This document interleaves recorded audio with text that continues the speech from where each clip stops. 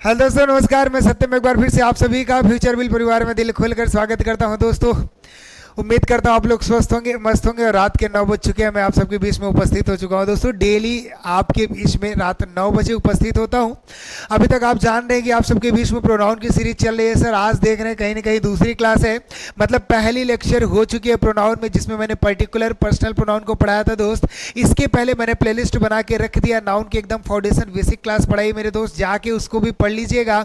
और एक चीज़ मैं बताऊँ ना कि जो भी क्लासेस यहाँ पे चल रही है कंटिन्यू आपको 1 बाय 1 एकदम बेसिक से दी जा रही है भाई। इसके पहले मैंने आपको क्या किया था, पर्टिकुलर पर्सनल प्रोनाउन को पढ़ाया था। आज कहीं ना कहीं वो सीरीज आगे बढ़ाऊंगा।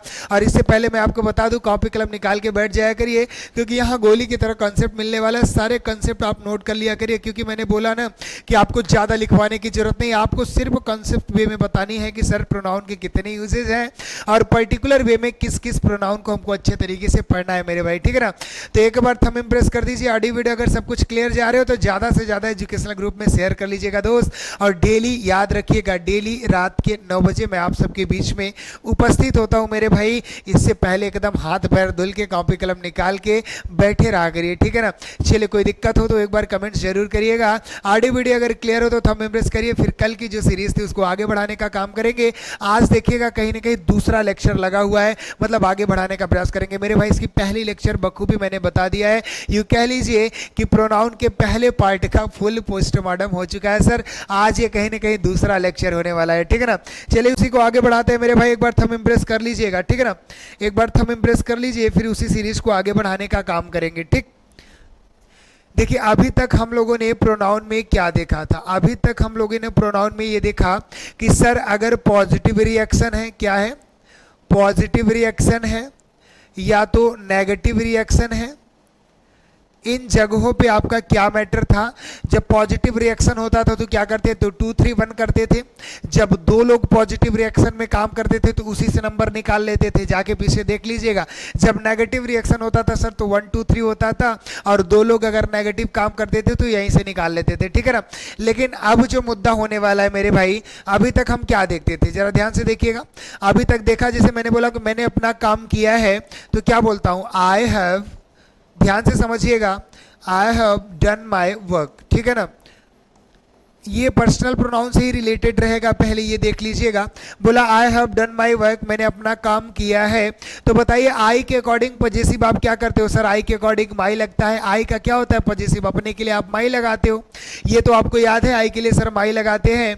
यू के लिए क्या करते हैं सर, बताइए। यू के लिए, अपने के लिए क्या लगाते हो सर? यू के लिए आप क्या लगाओगे, योर लगा देते हो। क्या लगा देते हो, योर लगा देते हो।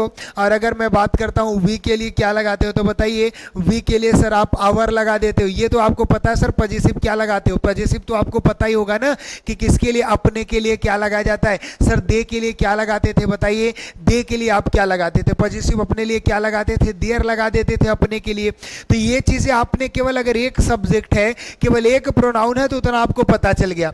अगर एक ही सब्जेक्ट है तो आप जान गए सर क्या लगेगा सेंटेंस में, माई लगाएंगे, ये हमको अच्छे तरीके से पता हो गया।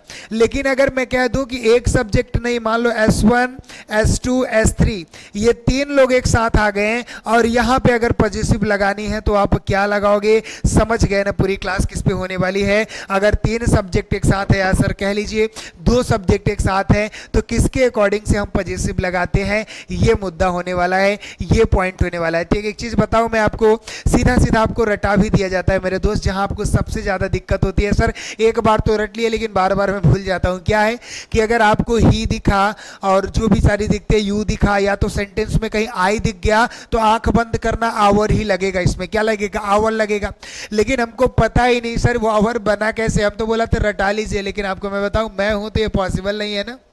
अगर मैं हूं आपके बीच में तो आपको रटने की कोई ज़रूरत नहीं है मेरे भाई। विश्वास बनाए रखिए, बहुत दूर तक ले जाऊंगा, वादा करता हूं आप सबसे। आप लोग ज़्यादा से ज़्यादा प्यार दीजिए हमें, ठीक है ना। फ्यूचर विल परिवार को आप ज़्यादा से ज़्यादा प्यार दीजिए, मज़ा आएगा। चलिए फिर, इस जो सबसे बड़ी आपकी समस्या है ना सर, याद करने वाली होती थी, उसको मैं एकदम बोला ना छुअंतर कर दूंगा मेरे भाई। पोस्टमार्टम करने जा रहा हूँ, बस ध्यान से समझने का प्रयास करो, ठीक है ना। चलिए स्क्रीनशॉट ले लीजिए, एक बार स्क्रीनशॉट इसको ले लीजिए, अच्छे तरीके से आप लोग इसको स्क्रीनशॉट ले लीजिएगा, ठीक है ना। अगर मैं बात करूं, ध्यान से समझना, बोला कि सर जैसे मैंने बोला you, he, and I have done work. ठीक है ना, ऑप्शन मैंने दे दिया, आप बताइए मुझे अब दिया या माय या हिम, आप बताइए यहाँ पे क्या पॉजिटिव लगाना चाहेंगे। इन चारों ऑप्शन में मुझे बताने का प्रयास करिए। सर आवर लगेगा, दियर लगेगा, कि माय लगेगा, कि हिम लगेगा, क्या लगा सकते हैं आप बताने का एक बार प्रयास करिए, थोड़ा सा याद रखिएगा ना। आप बोला कि सर एक चीज तो रट लिया हूं कि आई दिखता है तो क्या करता हूं सर, आई दिखता है तो और लगा देता हूं, यू दिखता है तो योर लगा देता हूं, ही या सी दिखता है तो देयर लगा देता हूं। भाई बना कैसे, मान लो मैं भूल गया तो क्या करोगे। अब यहाँ बच्चा डिस्टर्ब हो जाता है। सर ये बताइए, अगर आई अकेला होता तो उसके अकॉर्डिंग मैं लगा देता, अकेला तो यहाँ पे कुछ है नहीं, यू अकेला होता तो उसके अकॉर्डिंग लगा देता। लेकिन यहाँ मुद्दा क्या हो गया, यहाँ मुद्दा सर यू भी आ गया है और आपका ही भी आ गया है और आई भी आ गया है। अब ये तीन हमारे सब्जेक्ट हो गए, S1 हो गया भाई, S2 हो गया और ये S3 हो गया, तीन सब्जेक्ट हो गए। और किसके अकॉर्डिंग अब पॉजिटिव लगाना है ये मुद्दा आपको बताना है। तीन सब्जेक्ट हो गए तो किसके अकॉर्डिंग आप पॉजिटिव लगाओगे। एक चीज बताऊं, एक चीज आपको बताना चाहता हूं, बस सीधा सीधा समझना। अगर आपको प्रश्न ये है, मैं फिर पीछे आऊंगा, परेशान न होना। अगर आपको तीन सब्जेक्ट मिल गया, जैसे S1 मिल गया मेरे भाई, आपको S2 मिल गया और आपको S3 मिल गया, तीन सब्जेक्ट मिल गए। तीन सब्जेक्ट में करना क्या होगा, अगर तीन मिलते हैं, दो मिलते हैं, सब में बताऊंगा, परेशान न होना। जैसे मान लो तीन मिल गए और कभी कभी क्या होगा, आपको केवल दो ही मिलेंगे, S1 और केवल S2 मिलेंगे। केवल अकेला S1 होता है तो आप बता लेते हो कि सर किसके अकॉर्डिंग लगाना है। लेकिन कभी कभी आपको तीन मिलेंगे, कभी कभी आपको क्या मिलेंगे, कभी कभी आपको दो मिलेंगे। जैसे तीन पीछे थे तो कौन कौन से थे, पहला आपका था यू, दूसरा आपका था ही, तीसरा आपका था आई, यही तीन मिले थे। मान लीजिए अगर केवल दो मिलते हैं, दो में मैं अगर मान लेता हूं, मान लो आपको क्या मिला, यू मिला और आपको ही मिला, ठीक है ना। या तो तीन मिलेंगे या तो दो मिलेंगे। सर समझना कैसे है ये मैं बताने का प्रयास करता हूं। किसके अकॉर्डिंग पॉजिटिव केस आप लगाओगे बेटा, किसके अकॉर्डिंग पॉजिटिव लगाओगे, अपने के लिए आप क्या लगाओगे वो मैं बताने का प्रयास कर रहा हूं, ठीक है ना। आप मुझे बताइए, सबसे पहले 1 आता है, जी हाँ सर, उसके बाद 2 आता है और लास्ट में हमारा 3rd आता है। ये नंबर तो आपको पता ही होगा बच्चा, बिल्कुल सर पता है, यानी सबसे पहले 1 आएगा, फिर 2 आएगा, फिर 3 आएगा। अगर सेंटेंस S1 S2 S3 मतलब तीन सब्जेक्ट हैं और उन तीनों सब्जेक्ट में हमारे तीनों पर्सन अगर आ गए, फर्स्ट पर्सन भी, सेकंड पर्सन भी, थर्ड पर्सन भी, तब हम क्या करते हैं, जरा ध्यान से इसमें गौर करिएगा। अगर तीनों आ गए 1 2 3 तो हमको चेक करना है सबसे पहले कौन आता है, सबसे पहले 1 आता है। क्या आता है, सबसे पहले 1 आता है, उसके बाद 2 आता है और उसके बाद 3 आता है। तीनों सब्जेक्ट मतलब एक सेंटेंस देखेंगे और उसमें चेक करेंगे कि अगर तीनों प्रकार के तीनों पर्सन है, तीनों पर्सन में अगर ऐड किया गया है, तीनों पर्सन के हमारे प्रोनाउन आ गए हैं एक साथ में, तो चेक करेंगे सबसे पहले तो मेरे भाई 1 ही आता है। क्या आता है, सबसे पहले 1 ही आता है। और इसमें देखेंगे क्या 1 है, ये बताइए, ये आई क्या होता है, आई बेटा फर्स्ट पर्सन होगा कि नहीं बताना। ही आपका क्या होता है बताइए, ही आपका सर थर्ड पर्सन होता है। और यू आपका क्या होता है, यू सर आपका सेकंड पर्सन, मतलब 1 भी है सर और 2 भी है और 3 भी है। तो आप मुझे बताइए 231 तो बना है सीरीज, लेकिन सबसे पहले 1 आता है कि 2 आता है कि 3 आता है, सर सबसे पहले 1 आता है। क्या आता है, सबसे पहले 1 आता है, तो यहां 1 लिख लेना। 1 कहने का मतलब क्या हो गया, फर्स्ट पर्सन हो गया। क्या हो गया मेरे भाई, तरीका सीखो। 1 कहने का मतलब हो गया फर्स्ट पर्सन, और फर्स्ट पर्सन के अंदर में 2 प्रोनाउन आते हैं। कौन कौन से आते हैं सर, एक आई आता है और एक वी आता है, ठीक है ना। तो आपको सिंगुलर वाले से कोई मतलब नहीं रखना है भाई, बोला ना पर्सन जाके देखो मजा आ जाएगा। अलग तरीके से बताया, रटो मत कि फर्स्ट पर्सन आई वी होते, कैसे बना वो चीजें मैं बताया हूं। आपके प्लेलिस्ट में देखिएगा, पर्सनल की पर्टिकुलर वीडियो बताया भाई। पर्सनल के हर एक पर्सन में सिंगुलर और प्लूरल 2 नंबर पाए जाते हैं बेटा, वो चीजें मैं बताऊं, जाके देख लेना। तो आई हमारा सिंगुलर नंबर में आएगा, वी हमारा प्लूरल। तो देखेंगे सबसे पहले मैंने क्या किया, देखो तीनों सब्जेक्ट देख लेंगे कि हमारे कौन कौन से पर्सन के हैं। उसके बाद देखेंगे, देखिए यहाँ पे यू सबसे पहले आया सेकंड पर्सन, ही आया थर्ड पर्सन, आई आया फर्स्ट पर्सन। तो इन तीनों नंबर में सबसे पहले कौन आएगा, सबसे पहले तो 1 आएगा बेटा। तो 1 मतलब फर्स्ट पर्सन, फर्स्ट पर्सन के अंदर 2 प्रोनाउन आते हैं, आई और वी। तो हमको आई के अकॉर्डिंग नहीं, वी का हमको क्या करना है बता बताइए बी का हमको पॉजिटिव केस लिखना है। बी का पॉजिटिव केस क्या होता है, जो कि पॉजिटिव एडजेक्टिव वाला जो पार्ट होगा वो चीजें हमको लिखना है। तो बताइए वी का क्या होता है सर, वी का अस हमारा क्या होता है, ऑब्जेक्टिव केस होता है। आवर हमारा क्या होगा, बताइए आवर हमारा होगा पॉजिटिव एडजेक्टिव। क्या होगा, आवर हमारा होगा पॉजिटिव एडजेक्टिव और पॉजिटिव प्रोनाउन हमारा आवर्स हो जाता है, ठीक है ना। तो आप मुझे बताइए, जो बोल देते हैं ना कि अगर सेंटेंस में आई दिख गया कहीं पे तो आप आंख बंद करना, आवर लगा देना, बना कैसे बात समझ रहे हो, क्योंकि आई अगर दिख जाएगा तो सबसे पहले आई ही तो आता है फर्स्ट पर्सन, और फर्स्ट पर्सन का हम क्या करेंगे, प्लूरल वाले पार्ट का पॉजिटिव एडजेक्टिव लिखते हैं। मान लीजिए कहीं दो सेंटेंस है ना, जैसे यू है बेटा और ही है, तो आप बताओ यू क्या होता है, यू आपका सेकंड पर्सन होता है, ही आपका क्या होता है, ही आपका थर्ड पर्सन होता है। क्या होता है, थर्ड पर्सन। अब मुझे बताइए दो और तीन में पहले कौन आता है, दो आता है पहले, यानी दो पहले आता है तो सेकंड पर्सन। क्या हो गया बेटा, सेकंड पर्सन। और सेकंड पर्सन में भी दो पार्ट हैं, एक सिंगुलर है और दूसरा क्या है, दूसरा प्लूरल है। सिंगुलर में भी यू आता है मेरे भाई, प्लूरल में भी यू आता है, तो यू का पॉजिटिव एडजेक्टिव क्या हो जाएगा बताना, योर हो जाएगा। और बच्चा क्या कह देता है कि यू अगर कहीं दिख जाए भाई तो भाई योर लगा देना। कैसे करते हो भाई, सेंटेंस में अगर यू भी है और ही भी है तो बताइए यू हमारा सेकंड पर्सन होता है और थ्री हमारा ही क्या होता है, थर्ड पर्सन। तो पहले दो आती है कि पहले थ्री, जो संख्या पहले आएगी बेटा उसी पर्सन का हम पॉजिटिव एडजेक्टिव लगाते हैं, ध्यान रखना, ठीक है ना। और अगर पहले स्क्रीनशॉट कर लीजिए, बताइए यहां तक की बातें समझ में आई कि नहीं, क्लियर करना, जरा पीछे आना प्रश्न में। देखूंगा आपका यू है बेटा, यू मतलब 2 हो गया, ही मतलब क्या हो गया 3 हो गया, और आई मतलब क्या हो गया 1 हो गया। मतलब 1 कहीं दिख रहा है तो सबसे पहले 1 आता है, 1 मतलब फर्स्ट पर्सन, फर्स्ट पर्सन के अकॉर्डिंग आई और वी आता है। प्लूरल वाले का पॉजिटिव एडजेक्टिव जो कि आवर होता है, आंख बंद करना बेटा और आवर करेक्ट कर देना या आवर लगा देना और आपका आंसर क्या हो जाएगा, सही हो जाएगा। और अगर ये 3 के लिए था, अगर मैं ऐसा मुद्दा बोलता हूं मेरे भाई, आप मुझे बताने का प्रयास करिए, जैसे मैंने बोला यू एंड सी। अब इस मुद्दे पे आप क्या करेंगे, जैसे आपको सब्जेक्ट में यू एंड सी दिख गया, अब बोला सर यहां पॉजिटिव आप क्या लगाना चाहेंगे, यहां पॉजिटिव आप क्या लगाना चाहिए मुझे बताओ जरा। यू क्या होता है बताओ, यू 2 होता है, सी हमारा क्या होता है 3 होता है ना, तो मतलब 2 पहले आएगा कि पहले 3 आएगा, आपको पता है सर पहले 2 आएगा।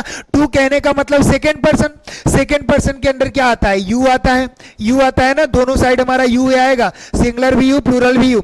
तो यू का हम क्या करेंगे पॉजिटिव एडजेक्टिव, आप बताइए, योर ही तो होता है, सब पढ़ाऊंगा, एक एक ग्राफ बना दूंगा, पॉजिटिव एडजेक्टिव ऑब्जेक्टिव केस क्या चीजें हैं सारी चीज बताऊंगा। पहले बताओ समझ गए कि नहीं, तब क्या बच्चा बोलता है सर इसका पॉजिटिव क्या होगा, योर होगा। अगर यू एंड सी होता है भाई, एक एक चीज रटो मत, कॉन्सेप्ट समझ लो, कोई दिक्कत ही नहीं होने वाला, ठीक है ना। अब अगर मैं आपको कह दूं अगर ही एंड सी होता है, क्या होता है बेटा, ही एंड सी होता है। अब बताइए सर ही एंड सी है तो पॉजिटिव आप क्या लगाएंगे, अब इसमें कुछ करने की जरूरत नहीं बेटा, देखो ही भी हमारा थर्ड होता है, सी भी हमारा थर्ड होता है, मतलब 3 और 3 है तो कोई मुद्दा है ही नहीं कि कौन पहले आएगा कौन बाद में आएगा। तो 3 मतलब आप क्या समझोगे, थर्ड पर्सन। थर्ड पर्सन के 2 पार्ट होते हैं, एक सिंगुलर होता है दूसरा प्लूरल होता है। सिंगुलर में हमारे क्या आते हैं, ही सी और किसी का नेम, ये चीजें आ जाता है।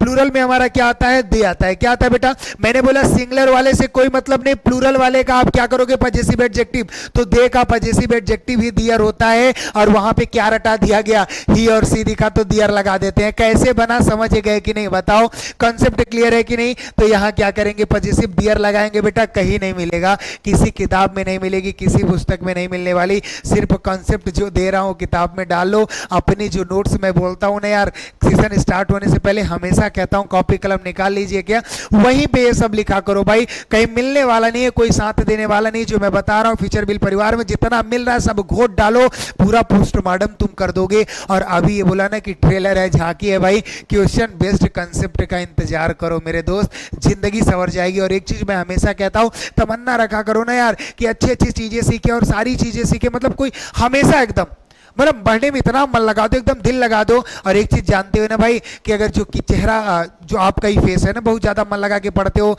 और बोलते सर ये दिक्कत होती है ऐसी दिक्कत होती है, तो एक चीज ध्यान रखना कि किताबों के आगे झुके हुए चेहरे कभी दुनिया में किसी के आगे झुकते नहीं है। इस बात को दिमाग रखना, मोटिवेट रहा करो, हमेशा पढ़ाई किया करो भाई। और कोई चीजें तमन्ना नहीं होनी चाहिए दिमाग में कि ये हो जाए वो जाए भाई। तमन्ना से एक चीज ज्यादा है, मैं आपको बताना चाहूंगा, दिल लगा के पढ़ाई किया करो भाई। मैं मोटिवेट करता हूँ, इसका मुद्दा ये नहीं है कि आपको मोटिवेट करूँ तभी पढ़े, अगर अगर मोटिवेट पे आप पढ़ रहे हो बेटा तो तुम कुछ नहीं कर सकते जिंदगी में, कभी नहीं सफल हो सकते भाई। अगर आपको मोटिवेट करने पे अगर कोई पढ़ा रहा है तो डजंट मैटर यार व्हाट, तुम क्या करोगे वो तुम ही समझ सकते हो, क्योंकि हम मिडिल क्लास फैमिली से बिलोंग करते हैं भाई। मेरी स्टेटस ही हमारी मोटिवेशन है, आपकी स्टेटस ही आपकी मोटिवेशन होनी चाहिए, आपके जो पेरेंट्स मेहनत करते हैं वही आपकी मोटिवेशन होनी चाहिए, ठीक है ना। तमन्ना से एक बात याद आई, बात समझना थोड़ा अच्छा लगेगा तो एक बार जरूर थंब इंप्रेस करिएगा, मीठे मीठे कमेंट्स जरूर करिएगा, ठीक है ना। मन लगा के पढ़ते रहिए। एक चीज कहता हूं ना, तमन्ना आपको रखना है सिर्फ किताबें अच्छी अच्छी पढ़े, कॉन्सेप्ट अच्छी अच्छी पढ़े। बोला ना कि मत कर तमन्ना किसी को पाने की, क्योंकि कातिल निगाहें इस जमाने की। गौर करिएगा जरा, मत कर तमन्ना किसी को पाने की, क्योंकि कातिल निगाहें इस जमाने की।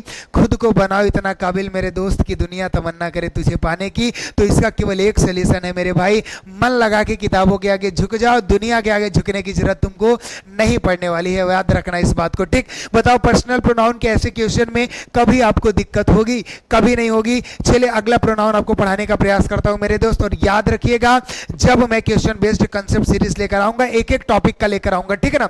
जब प्रोनाउन के टॉपिक का होगा तो उसमें पर्सनल प्रोनाउन के भी क्वेश्चन ऐड रहेंगे, मजा आ जाएगी। ये कॉन्सेप्ट अगर दिमाग में रहेगा चुमंतर कर दोगे, तुरंत चिरपुटिया रहेगा उड़ा दोगे मेरे भाई, ठीक है ना। चलिए इसी के साथ अगला प्रोनाउन का स्टार्टअप करते हैं मेरे भाई। देखिए डिमॉन्स्ट्रेटिव हेडिंग कर लीजिएगा, क्या कर लीजिए, डिमॉन्स्ट्रेटिव। अगला जो प्रोनाउन पढ़ने वाले हैं मेरे भाई, डिमॉन्स्ट्रेटिव प्रोनाउन, हेडिंग कर लीजिए। अब आपको एक चीज मैं बताने का प्रयास करूंगा, डिमॉन्स्ट्रेटिव कहने नहीं, डिमॉन्स वर्ड से बना। डिमॉन्स्ट्रेटिव मीन ऑफ इंडिकेट, किसी को इंडिकेट करने के लिए होगा, ठीक है ना। मतलब इस डिमॉन्स्ट्रेटिव प्रोनाउन के अंदर में जितने भी हमारे प्रोनाउन होंगे वो किसी न किसी को क्या करेंगे, इंडिकेट करेंगे। जैसे मैं बात कर लेता हूं, लिखिए हमारे साथ, दिस, लिखिएगा आप लोग, दैट, दिस, दोज, लिखिए आप लोग, this, that, these, those are called demonstrative pronoun. कोई पूछेगा सर डिमॉन्स्ट्रेटिव होता क्या है, सीधा सीधा आप बताइएगा, this, that, these, those are called demonstrative pronoun, ठीक है ना। समझ में आ गया। दिस को सर, दैट को, दीज को और दोज को हम क्या कहते हैं, डिमॉन्स्ट्रेटिव प्रोनाउन कहते हैं। अगर मैंने बोला दिस इज माई पेन, तो बताइए इस पेन को मैंने इंडिकेट किया कि नहीं, बताओ। दैट इज टेबल, बताओ इस टेबल को मैंने इंडिकेट किया कि नहीं बेटा। डिमॉन्स्ट्रेटिव डिमॉन्स करेगा, that is sine of indication. Clear हो कि नहीं। मैंने बोला दिस इज कंप्यूटर, तो मैंने इसको क्या किया, दिस लगा के इंडिकेट किया कि नहीं। क्लियर हो कि नहीं, बताओ। यानी sir this, that, this, those हमारे क्या होते हैं, डिमॉन्स्ट्रेटिव प्रोनाउन होते हैं। जरा इनमें जो भी क्वेश्चन बनने वाले वो चीजें मैं देखने का प्रयास करूंगा। देखिएगा, अगर मैं बात कर लेता हूं दिस की और दीज की, ये किस लिए यूज होते हैं मेरे भाई, ये नियर के किसी भी वस्तुओं को डिनोमिनेट करेंगे, मतलब पास की चीजों को दिखाने का प्रयास करेंगे, ठीक है ना। लेकिन अगर मैं बात कर लूं दैट की और दोज की, किसकी बात, दैट और दोज की अगर मैं बात कर लेता हूं तो ये समझ लीजिए फार, मतलब दूर की वस्तुओं को दिखाने के लिए प्रयोग किए जाएंगे। मतलब अगर मैं बोलता हूं दैट इज टेबल, तो दैट कहने का मतलब दैट इज कार, तो वो कहीं ना कहीं मुझसे दूर है कि नहीं भाई। अगर मैं बोल देता हूं दिस इज पेन, तो ये मेरे पास में है, क्या है, मेरे पास में है। और अगर दीज से बोला, जैसे मैंने बोला दीज आर बुक्स, क्या बोला, दीज आर बुक्स, ये किताबें हैं, तो लग रहा है ना किताबें मेरे पास में है। लेकिन अगर मैंने बोला दोज आर बुक्स, तो लग रहा है ना मुझसे दूरी पर है। यानी दोज क्या करेगा, फार को दिखाएगा, जबकि दीज नियर को दिखाता है, दिस नियर को दिखाता है, जबकि दैट फार को दिखाता है। लेकिन एक चीज याद रखना दोस्त, दैट और दिस, दिस और दैट क्या करेगा, ये सिंगुलर वर्ब टेक करते हैं मेरे भाई। यानी this is my pen, that is my pen, ठीक है ना। तो देखिएगा दिस और दैट क्या करेगा, सिंगुलर वर्ब लेगा, जबकि ध्यान रखना दीज और दोज क्या करते हैं मेरे भाई, ये प्लूरल वर्ब टेक करते हैं। क्या करेंगे, plural verb, those are books, these are books, ध्यान से समझिएगा, ये प्लूरल लेंगे, जबकि दिस और दैट क्या होते हैं, सिंगुलर लेते हैं। बताओ ये नॉर्मल चीजें समझ में आई कि नहीं, डिमॉन्स्ट्रेटिव के बारे में क्लियर हो कि नहीं। एक बार लिख लो अच्छे तरीके से, स्क्रीनशॉट कर लो बेटा, स्क्रीनशॉट कर लो। और एक चीज मैं पहले ही बताया हूं भाई, चैनल के डिस्क्रिप्शन में जाइए, टेलीग्राम का लिंक लगा हुआ है भाई, वहां से ऐड हो जाइए। सारी क्लास में जाके वहां पे छाप देता हूं, परेशान होने की आपको जरूरत नहीं है, ठीक है ना। चलिए ये समझ में आया दोस्त, जरा आगे बढ़ता हूं, कुछ बातें और बताने चाहता हूं आपको, ठीक है ना। देखिए अगर जैसे मैंने बोला दिस इज माई बुक, ठीक है बेटा, ये क्या हो गया, दिस इज माई बुक। अब आप बताएंगे सर दिस क्या हो गया, दिस हमारा है डिमॉन्स्ट्रेटिव प्रोनाउन। क्या है, डिमॉन्स्ट्रेटिव प्रोनाउन, क्योंकि दिस लगा के इस बुक को क्या बताया जा रहा है कि दिस इज माई बुक, ये मेरी किताब है, और दिस लगा के इंडिकेट किया जा रहा है। और एक चीज आपने और देखा सर, यही से रिलेटेड हो जाता है डिमॉन्स्ट्रेटिव एडजेक्टिव। क्या हो जाता है, डीए से समझिएगा, डिमॉन्स्ट्रेटिव एडजेक्टिव। जरा गौर करिएगा, जब हम डिमॉन्स्ट्रेटिव प्रोनाउन पढ़ते हैं मेरे भाई, तो क्या हो जाता है, तुरंत देखिएगा दिस के बाद क्या आ जाता था, हमारा ऑक्सिलरी वर्ब आ जाता है। क्या आ जाता है, ऑक्सिलरी वर्ब, यानी दिस, दैट, दिस, दोस। अगर इनके तुरंत बाद क्या आ जाए, ऑक्सिलरी वर्ब आ जाए। क्या आ जाए मेरे भाई, इनके तुरंत बाद ऑक्सिलरी वर्ब आ जाए, तो इनका नाम क्या होता है, इनका नाम होता है सर डीपी, डिमॉन्स्ट्रेटिव प्रोनाउन। क्या होता है भाई, डिमॉन्स्ट्रेटिव प्रोनाउन होता है। जैसे देखिएगा, दिस इज माई बुक, तो दिस के बाद क्या आ गया, इज आ गया, जो कि ऑक्सिलरी वर्ब है भाई। ऑक्सिलरी वर्ब है कि नहीं। अच्छा, कितने बच्चे यहाँ पे मेरी क्लास को जो देख रहे हैं डिमॉन्स्ट्रेटिव, वो बताइएगा मुझे ऑक्सिलरी और हेल्पिंग वर्ब में क्या अंतर है, जरा एक बार कमेंट करिएगा, मैं देखूंगा, जरूर चेक करूंगा एक एक बच्चे का, ठीक है ना। फिर अगर दिक्कत होगी तो कमेंट करिएगा, मैं अलग से वीडियो आपको दे दूंगा। बोला सर दिस के बाद इज आ गया, हमारा डिमॉन्स्ट्रेटिव प्रोनाउन हो गया। लेकिन अगर ध्यान देखना, दिस, दैट, दिस, दोज के बाद ऑक्सिलरी वर्ब आ गया, तो इसको डिमॉन्स्ट्रेटिव प्रोनाउन कह दिए। लेकिन अगर दिस, दैट, दिस, दोज के बाद बच्चा, अगर दिस, दैट, दिस, दोज के बाद अगर कोई नाउन आ जाता है, क्या आ जाता है, कोई नाउन आ जाता है, तो इस दिस, दैट, दिस, दोज का नाम हम क्या रख देते हैं, डिमॉन्स्ट्रेटिव एडजेक्टिव रख देते हैं। भाई एडजेक्टिव कहने का मतलब क्या होता है, दैट्स फॉलोज ऑलवेज नाउन और प्रोनाउन। भाई नाउन और प्रोनाउन को ही तो फॉलो करने आता है हमारा एडजेक्टिव। देखिएगा नीचे भी सेम एग्जांपल रखूंगा। अगर मैंने बोल दिया दिस बुक इज माइन, क्या बोल दिया, दिस बुक इज माइन। अब अगर ये मैं बोल रहा हूं तो एक चीज मुझे बताइए आप, यहां दिस था तो ये क्या हो गया, डीपी हो गया, डिमॉन्स्ट्रेटिव प्रोनाउन। और यहां जो दिस है, अब ये हमारा डिमॉन्स्ट्रेटिव एडजेक्टिव हो गया। कैसे हो गया, क्योंकि यहां जो दिस था वो अपने बाद ऑक्सिलरी वर्ब ले लिया, लेकिन जो यहां दिस है सर, वो अपने बाद क्या ले लिया है, नाउन ले लिया है। बात समझ रहे हो कि नहीं, बताना मुझे, समझ रहे हो कि नहीं, कि दिस, दैट, दिस, दोज, अगर ये अपने बाद ऑक्सिलरी वर्ब ले लिए तो इनका नाम डिमॉन्स्ट्रेटिव प्रोनाउन है। लेकिन अगर दिस, दैट, दिस, दोज अपने बाद अगर क्या ले लिया भाई, अपने बाद नाउन ले लिया, तो इसका नाम क्या हो जाता है, डिमॉन्स्ट्रेटिव एडजेक्टिव हो जाता है। बताओ समझ रहे हो कि नहीं, क्लियर हो कि नहीं, बताइए, अच्छे से समझ में आया कि नहीं, कि सर डिमॉन्स्ट्रेटिव एडजेक्टिव कब होगा और डिमॉन्स्ट्रेटिव प्रोनाउन कब होगा, क्लियर हो कि नहीं, बताना एक बार कमेंट करिएगा, क्लियर हो कि नहीं, समझ में आ रहा है कि नहीं बच्चा, क्लियर है यहाँ तक, समझ में आया, एक बार कमेंट्स बॉक्स में जरूर बताइएगा। और एक बार हम इम्प्रेस करते जाओ, मीठे मीठे कमेंट्स करो, मजा आएगा, ठीक है ना। जैसे मैं और एग्जांपल देने का प्रयास करूंगा आपको।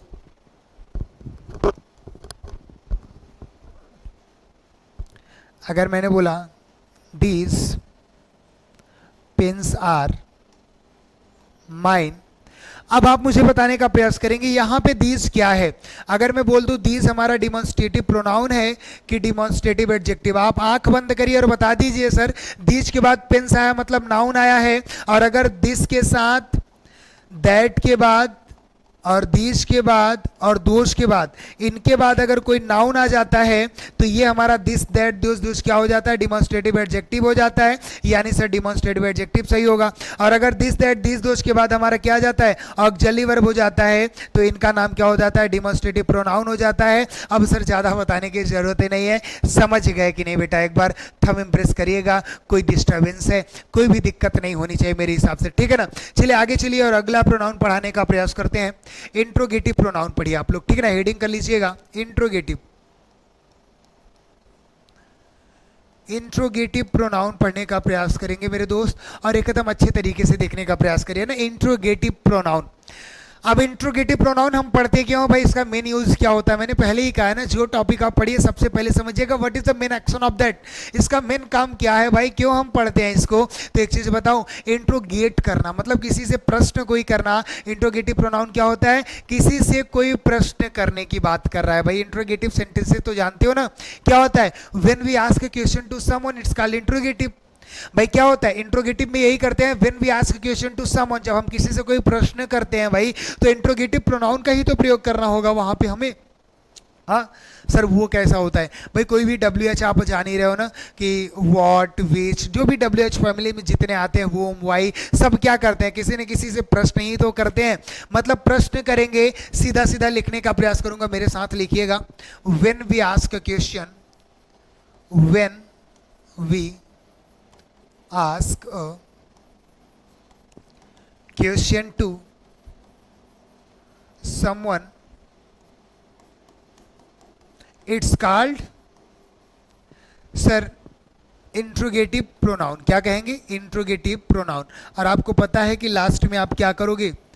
लास्ट में आपको पता है भाई इंट्रोगेटिव प्रोनाउन में अगर प्रश्न पूछते हैं तो लास्ट में ये हंसिया क्वेश्चन मार्क तो लगा ही होगा। इतनी बातें तो आपको कंफर्म हो गई। अब बोला सर वो प्रश्न जैसे भी मैं पूछ सकता हूं, जैसे देखना दो चीजें मैं बताने का प्रयास करूंगा। अब बोला सर इंट्रोगेटिव प्रोनाउन है तो इंट्रोगेटिव एडजेक्टिव भी बन सकता है। भाई आईपी बना तो आईए भी बन सकता है। जैसे आपने अभी क्या देखा? डिमॉन्स्ट्रेटिव एडजेक्टिव देखा, डिमॉन्स्ट्रेटिव प्रोनाउन भी देखा। तो सीधा सीधा आपको समझना है सर आईपी कब होगा? जब आईपी के तुरंत बाद आपको क्या दिख जाएगा? ऑक्सिलरी वर्ब दिख जाएगा।